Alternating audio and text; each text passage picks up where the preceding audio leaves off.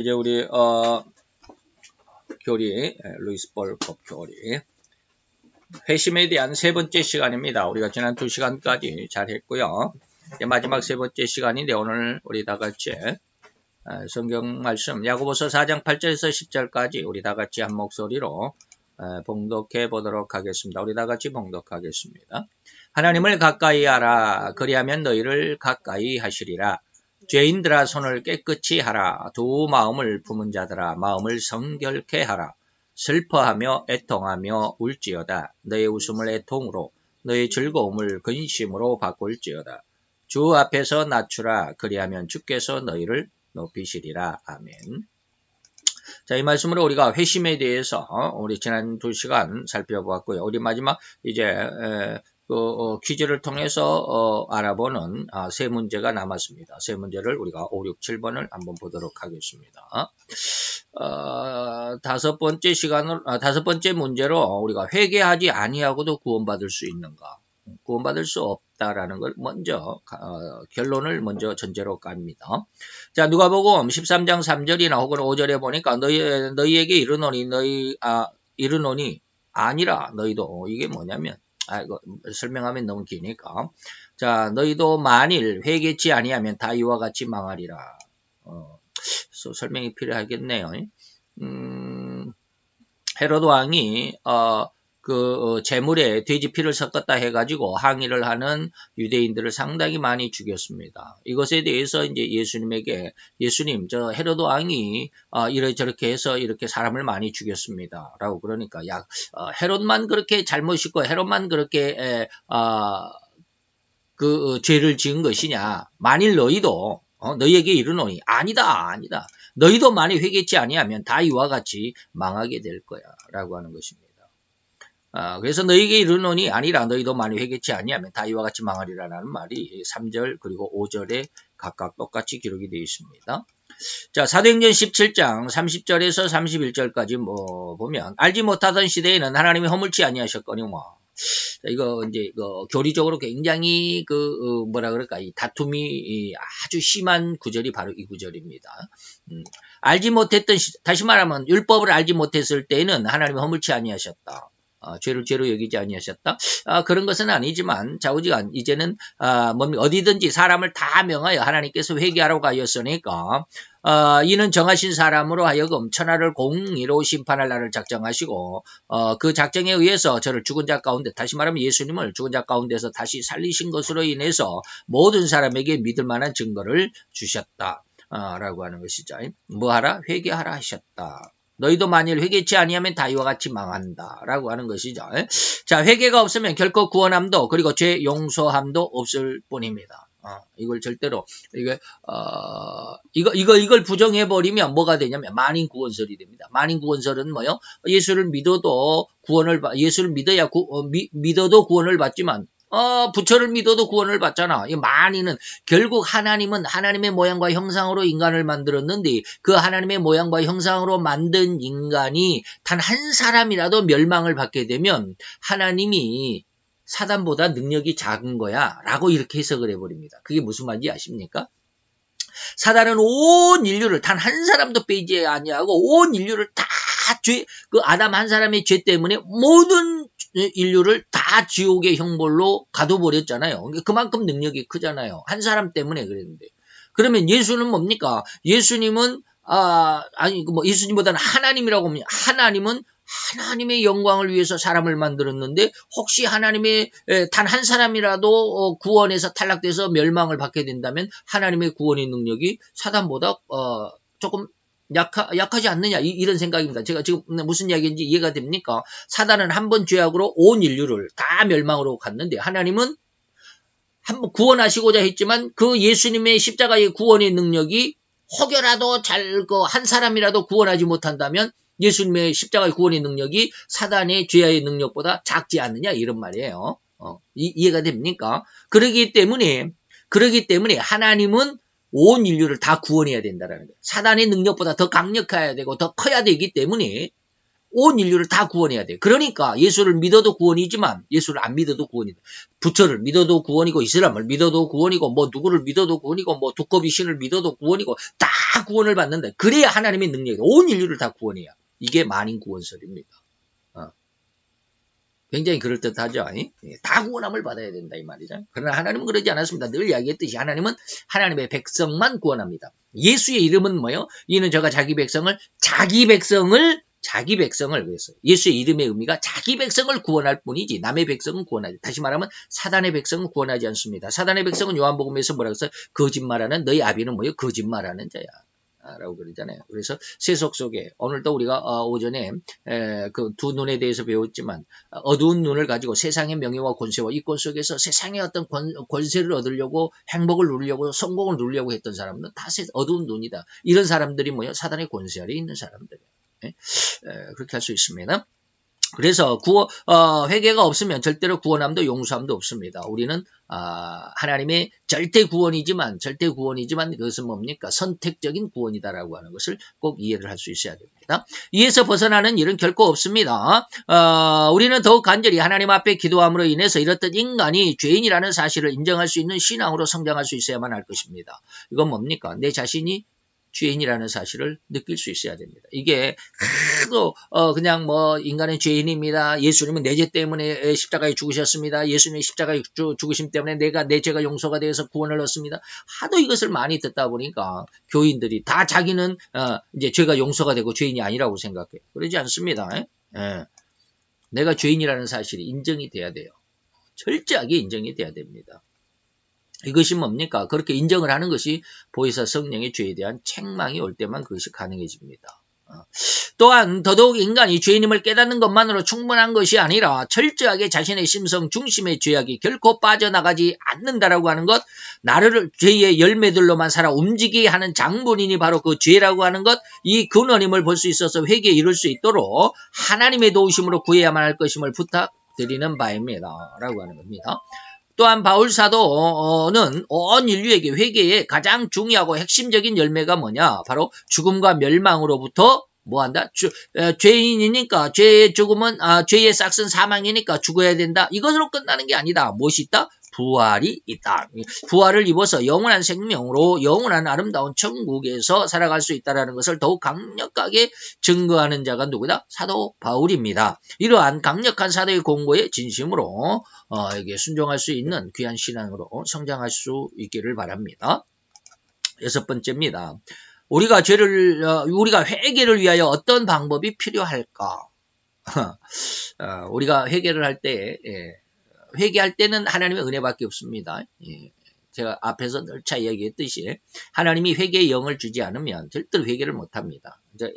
지난 시간에 그랬잖아요. 제가 하나님 앞에 죄를 깨닫게 될 때 얼마나 죄가 모든 것이 다 죄라고 거의 한 석 달이 조금 안 되게 그렇게 죄를 지적해도 물론 마음이 죄라는 것이 인식이 되지만 그 죄로 인해서 슬퍼하거나 힘들어하거나 그러질 않았어요. 그러다가 어느 순간에 이제 그 죄에 대해서 하나님이 슬퍼하게 하고 회개하게 하고 그래서 내가 죄인임을 깨닫게 되고 예전에는 처음에는 죄를 알게 하시더니 이제는 죄를 깨닫게 하는 뭐 이런 것들이죠. 자 넘어갑시다. 자 레위기서 26장 40절에 보니까 그들이 자기 죄와 그리고 그 열죄의 죄와 다시 말해 자기 조상들의 죄와 그리고 그들이 나를 거스린 허물을 자복하고 다시 말하면 그 이스라엘 백성들이 여호와를 거스려서 신앙적인 삶을 살지 못하는 이 허물 잘못된 것들을 자복하라 회개한다 이 말이죠. 그리고 또 자기들이 나를 대항함으로 뭐 이런 것도 있습니다. 시편 34편 18절에 보니까 여호와는 마음이 상한 자에게 가까이 하신다. 마음이 상한 자다라는 것이 뭐예요?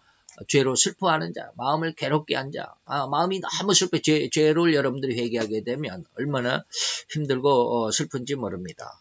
당장 죽어도 괜찮겠다라는 그런 생각입니다. 저희 스승님은 내가 너무 죄가 크니까 내가 지옥에 가는 것이 너무 당연하다. 100번, 1000번 당연하다. 뭐 수십만 번 내가 지옥에 가도 너무 당연하다. 라고 이렇게 막 통곡이 나왔다고 그러는데 저는 아직 그런 거는 없어요. 그러나 죄가 너무 힘들고 어렵다라는 것은 알아요. 그래서 마음이 너무 힘듭니다. 그리고 중심에 통회하는 자, 그 마음 중심으로 회개하는 자를 구원하신다라고 그랬습니다. 회개를 위하는 방법이다. 이건 조금 질문이 어색하죠. 회개를 위한 방법이란 있을 수가 없는데 곧 회개하는 방법은 없습니다. 이렇게 저는 믿고 있습니다. 즉 회개는 철저하게 하나님의 은혜에 의해서만 되어집니다. 즉 하나님께서 어떤 성도에게 회개할 수 있는 은혜, 다시 말하면 회개의 영이라고 우리가 흔히들 말하는데 이 회개의 영으로 일반적으로 지칭을 하지만 성경에서는 또렷하게 이 회개의 영이라는 단어는 없는 것이 분명하기는 합니다. 제가 구약을 많이 안 읽어봤기 때문에 구약에서는 어쩐지 모르겠어요. 구약은 한 10번 정도밖에, 한 10번 좀 넘게, 20번도 못 읽었지만 잘 모르겠어요. 구약에서는 영이 중심이 아니고 예수의 어떤 그 예언적인 내용들이 중심이기 때문에 이 회개의 영은 회개의 영이라는 말이 신약에 나올 법한데 신약에는 없어요. 자, 그렇지만 철저하게 회개는 하나님의 은혜일 뿐이고 성령님께서 성도의 마음에 역사해야만 비로소 성도가 죄를 회개할 수 있게 된다는 것입니다. 자, 이를 명확하게 뒷받침하는 성경 구절은 보혜사 성령님의 사역이라는 부분에 기록이 되어 있습니다. 요한복음 16장 7절로 11절까지인데 예수님께서 제자들에게 이제 그 십자가를 바로 앞에 두고 십자가에 죽기 전에 최후의 만찬을 하시면서 예수님께서 쉽게 말하면 유언과도 같이 말씀하신 것이 바로 요한복음 16장. 그래서 예수님의 유언장이다라고 이렇게도 별명이 붙어 있는데요. 거기에 이렇게 말합니다. 내가 너희에게 실상 진실을 말하노니 내가 너희의 곁에서 죽고 이제 하늘로 승천해서 너희와 함께 하지 않는 거 이 말이죠. 내가 떠나가는 것이 너희에게 가장 큰 유익이다. 최고다 이 말입니다. 내가 떠나가지 않으면 보혜사가 너에게로 오지 않을 것이기 때문이죠. 다시 말하면 보혜사가 와야 너에게 큰 유익이다 이 말입니다. 가면 내가 다시 말하면 보혜사를 너희에게로 보내리니 그 보혜사가 와서 죄에 대해서 책망을 하신다. 그리고 두 번째는 의에 대해서 책망을 하신다. 세 번째는 심판에 대해서 책망을 하신다라고 그랬는데 지금 제가 이 본문에서는 죄에 대한 책망에 대한 것이 골자이기 때문에 나머지 이 두 개는 말씀드리지 않습니다. 이렇게 해서 죄에 대하여 세상을 책망하시리라 라고 그랬는데 죄에 대하여 책망하신다는 의미가 뭐냐면 저희가 나를 다시 보지 못한, 나를 믿지 아니하는 것이다. 예수를 안 믿는 쉽게 말하면 예수를 안 믿는 교인들이 있을까요? 교회에 나온 사람 중에 예수를 안 믿는 사람이 없죠. 그러나 예수를 안 믿는다라고 그래요. 예수님은. 하나님은 그래요. 다시 말하면 교회에 나온다고 해서 다 구원받는 건 아니다. 하나님 앞에 초청을 받은 사람은 많지만 그 중에서 택함을 받은 사람은 지극히 적다라고 이렇게 말씀을 드렸잖아요. 그렇습니다. 의에 대하여라 하면 이제 또 설명이 나오고 심판에 대하여라는 것은 또 어떤 것이다라는 말씀이 있죠. 자, 늘상 말씀을 드리는 이 구절입니다. 우리는 여기서 다시 심사숙고해 보아야만 합니다. 우리는 이미 예수님의 십자가 앞에서 회개함으로 죄를 용서받았음이며 그 죄의 용서받음으로 인해서 구원함을 얻은 것이 아니던가 말입니다. 그런데 예수님은 분명하게 다시 십자가 직전에서 말씀하십니다. 자신이 승천하여 하늘로 올라가면 반드시 보혜사 성령님을 보내줄 것인데 그 성령님이 하시는 일이 세 가지고 그 첫째가 바로 뭐다? 죄에 대하여 책망하신다라는 것입니다. 이해가 됩니까? 죄를 이미 회개하여 구원함을 얻은 성도에게 다시금 성령께서 임하셔서 죄를 책망하신다. 이건 누차례 말씀드린 겁니다.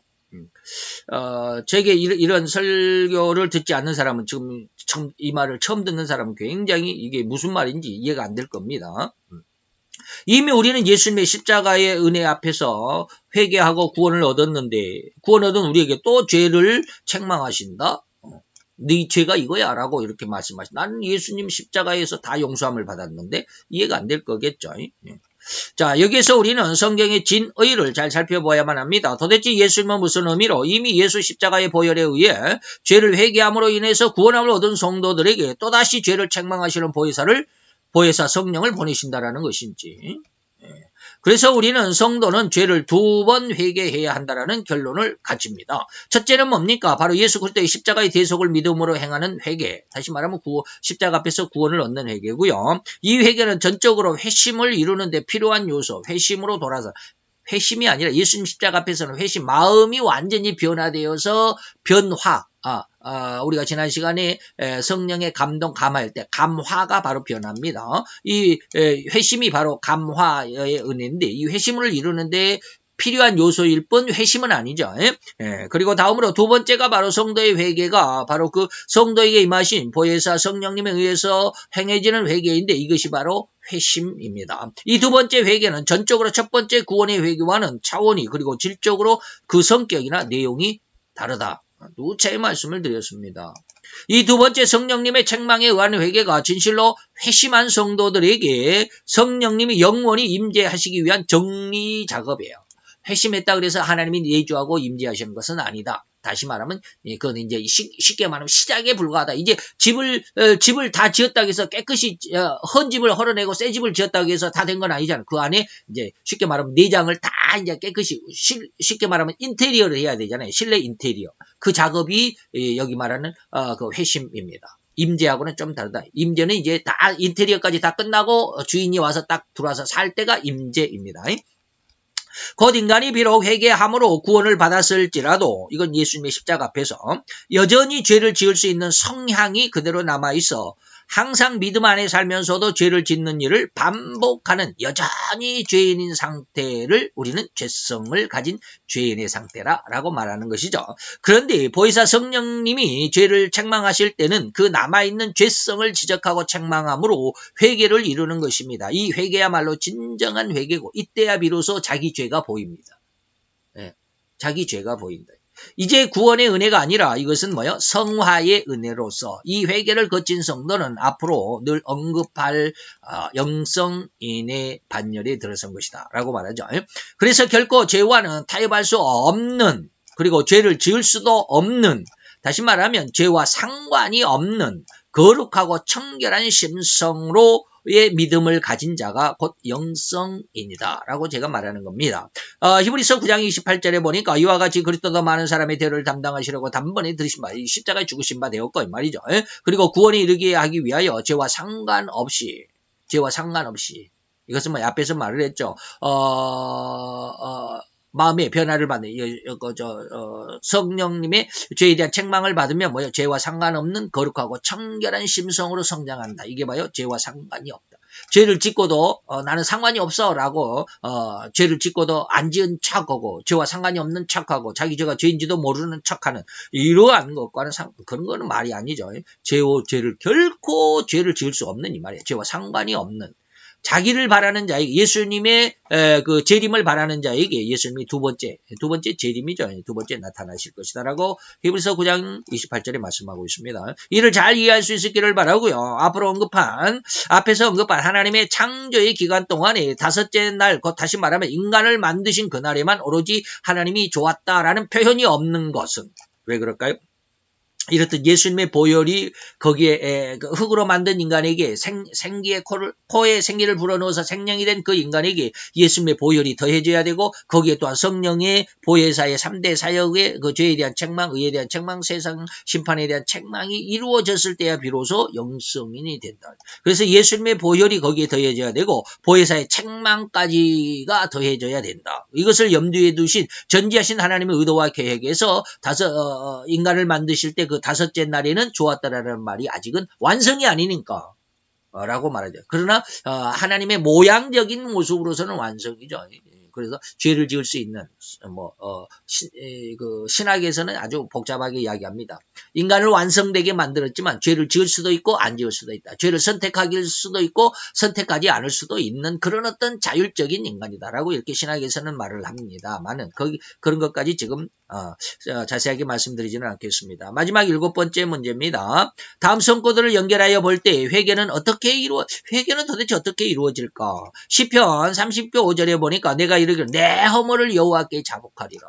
내 실수, 내 잘못, 내가 잘못된 행동으로 인하여 나에게 더 씌워진 어떤 그 잘못의 대가, 죄의 대가, 이거 허물이죠. 내 허물을 여호와 앞에 자복하리라. 내 스스로 하나님 앞에 토해내리라. 라는 것이죠. 주께 내 죄를 아뢰고 내 죄를 고백하고 회개하고 이 말이죠. 내 죄악을 숨기지 아니하였더니 주께서 내 죄악을 용서하셨다, 사하셨다라고 말하죠. 여기서 뭡니까? 내 죄 허물을 자복하고 죄를 아뢰고 내 죄악을 숨기지 아니한 것이 뭐다? 회개다라는 것이죠. 이사야서 59장 12, 14절까지 보면 대저 우리의 허물의 주의 앞에 심히 많다. 우리의 죄가 우리를 쳐서 증거하오니 이는 우리의 허물이 우리와 함께 있습니다. 우리의 죄악을 우리가 아나이다. 우리가 여호와를 배반한 거 인정치 아니했고 우리가 여호와를 배반하는 사건, 그리고 또 여호와를 인정하지 아니하는 사건, 뭐 그런 어떤 믿음, 우리 하나님을 쫓아 행하는 데서 돌이켜 가지고 포악을 행하고 배역을 말하고 거짓말을 마음에 잉태하여 말을 했으니 공평이 뒤로 물리침이 되고 의가 멀리 떠나갔으며 성실이 거리에 엎드러지고 정직이 들어가지 못하는 그런 아주 흉악한 죄악이 번성한 그런 세상에 살았을 뿐이다. 이런 뜻이죠. 또 시편 38편 18절에 보니까 내 죄악을 내가 하나님 앞에 고했다. 이렇게 말로 하나님 내 죄가 이거 있습니다. 라고 죄를 고백하는 거죠. 내 죄를 내가 슬퍼합니다. 야고보서 4장 8절로 10절까지 보니까 슬퍼하며 애통하며 울어야 된다. 근데 우리는 슬퍼할 때 기뻐하고 애통해 할 때 우리는 웃고 있고 그러고 있잖아요. 세상을 잘못 살아가고 있다. 정반대로 살아가고 있다. 자, 시편 101편 2절로 4절까지에 보면 내가 완전한 길에 주의하오리니 주께서 언제나 내게 임하시겠나이까? 내가 완전한 마음으로 내 집안에서 행하리이다. 나는 비루한 것을 내 눈앞에 두지 아니할 것이고, 비루하다는 것은 아주 비겁한, 남을 속이는 아주 간사한 뭐 이런 것이죠. 이런 것은 결코 내가 내 집에 두지 않는다. 다시 말해 그것과 함께하지 않겠다. 배도자들의 행위를 미워한다. 배도자는 뭐요? 진리를 등배 짜죠. 뒤돌아서는 것. 다시 말하면 진리를 거부하는 자들을 배도자들이라고 말합니다. 배도한다라는 거예요. 진리를 거부하는 자들의 행위를 내가 미워합니다. 이것이 내게 붙어서 내게 접촉해서 붙어있지 않도록 하겠다 이 말이죠. 사특한 마음이 내게서 떠나가게 하고 악한 일을 내가 알지 않겠습니다. 라고 101편에서 말합니다. 요나서 3장 17절에 보니까 하나님이 그들의 그들 행한 대로 보응하시죠. 그래서 그 악한 길에서 떠난 것을 감찰하시고 다시 말하면 니느웨 성이 40일 후에 망할 것이야 라고 그랬더니 그들이 왕에서부터 짐승에까지 모든 종들 더 나가서 짐승들까지 막 베옷을 입고 죄를 무릅쓰고 회개하고 그러니까 그들이 행한 그 예전에 그 죄악된 거 행한 일에서 죄악된 그 행위에서 그리고 그 악한 길에서 돌이켜서 떠났다. 그래서 하나님이 이것을 보셨다. 회개했다 이 말이죠. 회개했다. 그래서 하나님이 그 회개를 받았다 이 말입니다. 감찰하고 내가 그들에게 멸망하게 하겠다라는 그 뜻을 돌이켜서 그리고 그들에게 내리리라 하신 그 재앙을 다시는 내리지 아니하시니라. 회개가 그렇게 큰 은혜다 이 말이죠. 내 허물을 여호와께 잡아가리라 하고 또 주께 내 죄를 아뢰고 또 내 죄악을 숨기지 아니하였더니 우리의 허물이 우리와 함께 있음이라 또는 우리의 죄악을 우리가 압니다 등의 표현들은 죄를 지적으로 깨닫고 주님 앞에 나아가 죄를 자복하고 회개하고자 하는 마음을 드러낸 것입니다. 지적 그리고 감정적으로 지적으로 그리고 정적으로 감성적으로 느끼고 하나님 앞에 나갔다. 아직은 의지적이란 말이 안 나왔죠. 또한 죄를 슬퍼하며 애통하며 운다 또는 악한 행동에서 떠난다 악한 길에서 돌이킨다 등등의 이런 말씀들은 감정적으로 죄를 느끼는 어떤 의미를 내가 여기에서 벗어나야 되겠다. 이것과는 내가 결코 함께하지 않아야 되겠다라는 것이죠. 그래서 이것이 느낌으로 그리고 그것을 인정함으로 내 마음이 알게 되는. 그래서 늘 이야기하듯이 처녀와 엄마는 다르다라고 그랬죠. 같은 여자이지만 처녀는 아기를 낳아본 경험이 없어요. 그러나 엄마는 아기를 낳아봤다 이거죠. 그러니까 같은 여자지만 느낌이 달라요. 느끼는 것이. 그래서 처녀들은 아기가 자기 조카가 이쁘고 귀엽지만 엄마는 어떻게 그 아기를 진정 품으로 안을 수 있죠. 물론 이모도 또 고모도 다 저 조카를 안아줄 수 있죠. 그런 뜻이 아니라